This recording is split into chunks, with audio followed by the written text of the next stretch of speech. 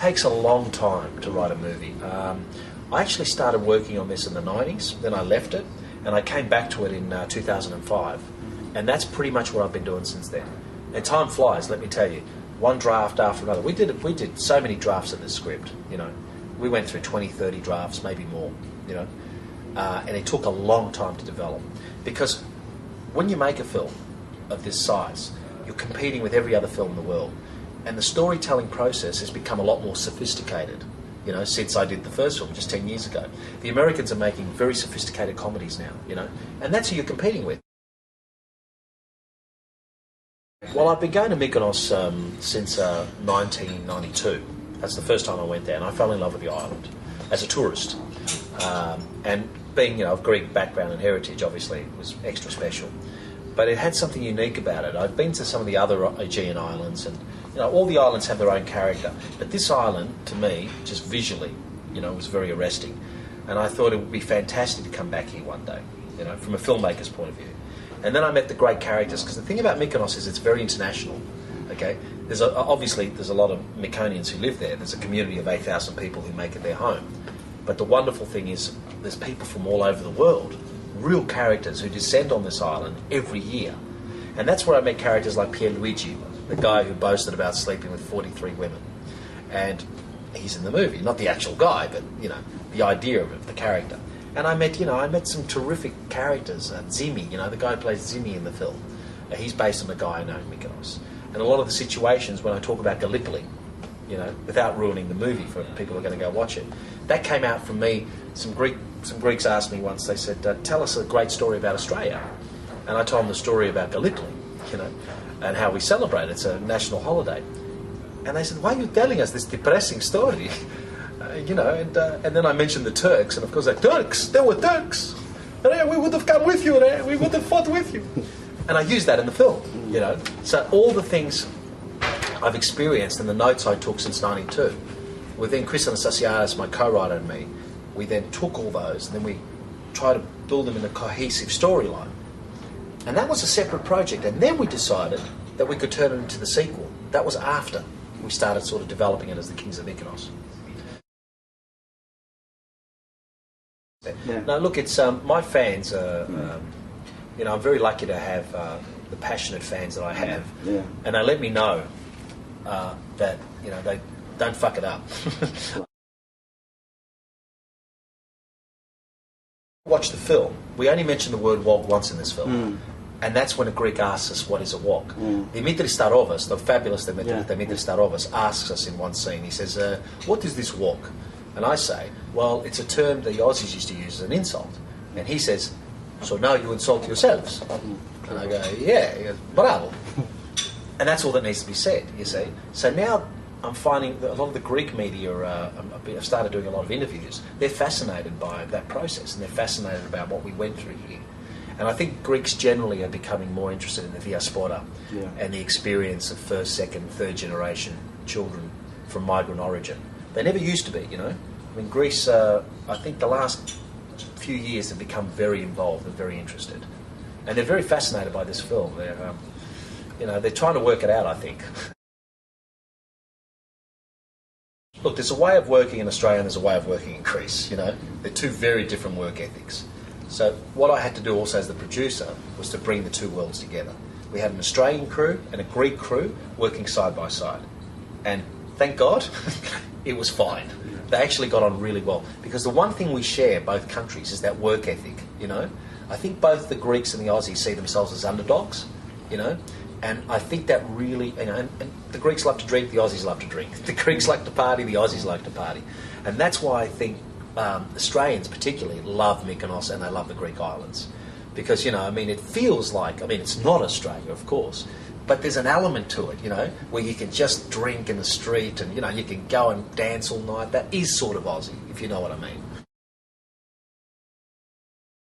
I was amazed when I realised that Peter hadn't made a film yet, you know, so my co-producer Emil Sherman, who's a very, very talented producer, he made Rabbit Proof Fence, Candy with Heath Ledger. I mean, he's my partner on this project, and I came up with the suggestion of working with Peter, because I'd worked with Peter on Acropolis Now, when he was first starting out, and he did a terrific job. He did a few episodes, and I just remember we all got on really well, and I loved his intellect. He's a very intelligent man, Peter. And I just felt, someone like Peter would bring a very strong visual style to the film, but I also thought as a director he would really push me and Vince as actors. And I'm very pleased to say that he did. And you see the results in the film, He really pushed me a lot. He wanted me to go into more dramatic areas I hadn't been in before as an actor. And, he really encouraged me, and I'm glad he did, because I think those moments in the film are very different to the first film, And I think he's really put his stamp on this film. It really is very much a Peter Andrikidis film. The other great thing was Peter insisted on using authentic Greek actors and Italian actors and German actors, because he's worked on SBS. He's done so many auditions. He hates it when you get an actor trying to do a Greek accent. And I agree with him wholeheartedly. So we spent a long time auditioning all the Greek actors, Zeta Makripoulia, Galini Zeva, Dimitri Starova, Manos Skavras. In fact, all of them. The whole Greek ensemble is fantastic. And that's because Peter took the time to just really do the auditions. Zeta is a very beautiful woman, obviously. But I tell you the best thing about Zeta, she's very professional. She's the consummate professional. She never complained once about anything. And it was a really tough shoot, She handles herself amazingly. And she's got a quality in front of the camera that I think is very unique. I called her Catherine Deneuve. She's a cross between Catherine Deneuve and Nicole Kidman. She's got a mysterious quality, When you see her on the big screen, you want to know more about her. And it's been interesting to watch the Australian audience be really besotted with her. I mean, the Australian audience is falling in love with Zeta in the same way the Greeks are falling in love with Zeta. And I'm really enjoying watching that. And I tell her on the phone, I ring her now and again, she doesn't believe it. She's now doing Dancing with the Stars. But I actually hope she continues her film career, because it's very difficult working in front of a camera. Not many people can do it. And she's got it. And I think she's actually international. I encourage her to go to Hollywood. But she doesn't. She feels like a lot of the Greek actors, their English isn't good enough. But that's not true. Their English is great. I mean, they speak better English than I speak Greek. No, look, I think when you travel as an Australian, regardless of your background, I think that's when you realise how Australian you are. I certainly realised that the first time I went to Greece, because I was born in Australia, and I didn't go to Greece until I was 14 with my dad. And what I remember is I turned up to my dad's village. Sorry, I just spat on you. I turned up to my dad's village wearing an Essendon football jumper. And I've got a photo of me on my grandfather's donkey in an Essendon football jumper. And that to me pretty much symbolised, what it was. I mean, I was a kid from the suburbs of Melbourne in this chorio, in this village, not really understanding where I was. And when I spoke Greek to my cousins, they didn't understand me. They couldn't understand me. They said, τι γλώσσα μιλάει αυτός, τι λέει αυτός, τι είπε, τι, and because I was speaking with a really heavy Australian accent. So we got called wogs here. We go there, we're kangurudas. It was kind of like, well, and that's pretty much how I think a lot of us have felt our whole lives. We don't quite know where we fit in, and that theme of displacement is very prevalent in this film. But I think all Aussies feel. I think not just us. I think all Aussies kind of feel that, because we're a young country. Yeah. And what people overseas know about Australia isn't really the life we live here. I mean, they know about the outback or Crocodile Dundee or the Crocodile Hunter.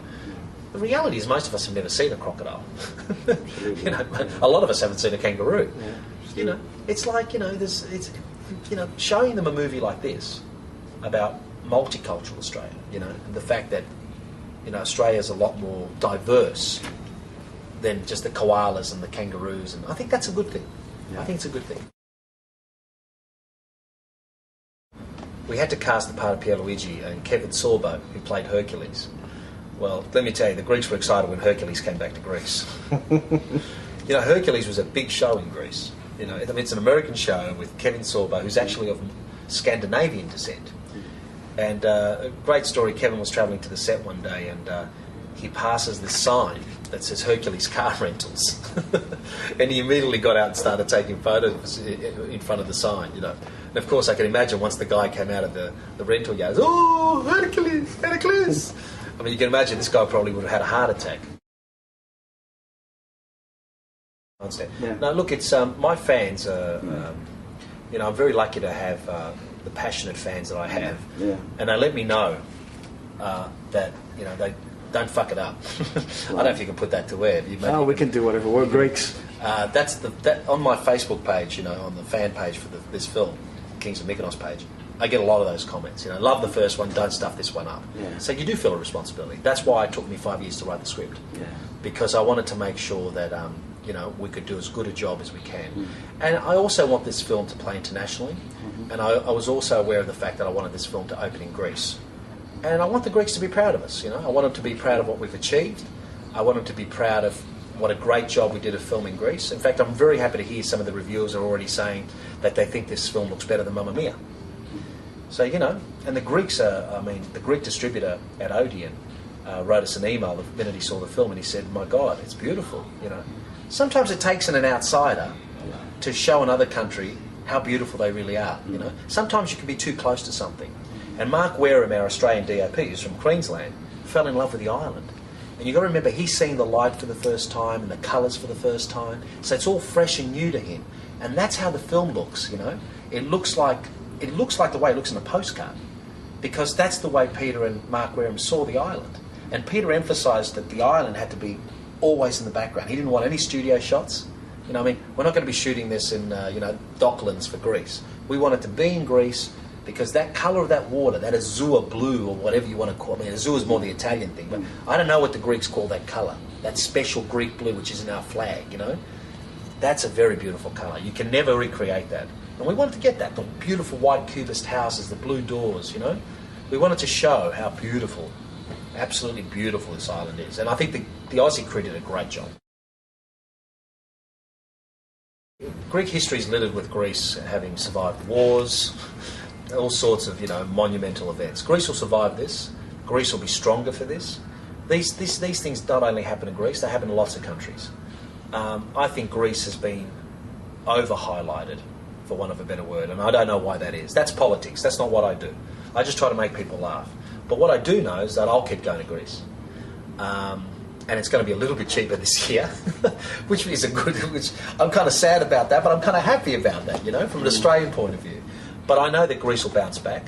And most importantly, I think, you know, Greece's number one industry, which is tourism, you know. I mean, if I can do anything to help that, if I can get 2,000, 3,000 more people, whatever it takes, to go to that island or just to visit Greece, then I'll be really proud of that. The Kings of Mykonos Wog Bry 2 opens in Australia on May the 20th, and in Greece it's opening on June the 3rd. Okay. And I'm actually travelling to Greece with Vince Colosimo for the premiere in Mykonos on May 29th. And then we've got another special screening premiere in Athens on May 31st. Okay. In the open air theatre in Mykonos, which is going to be amazing. You've got 8,000 Myconians, and I reckon they're all going to want to be there.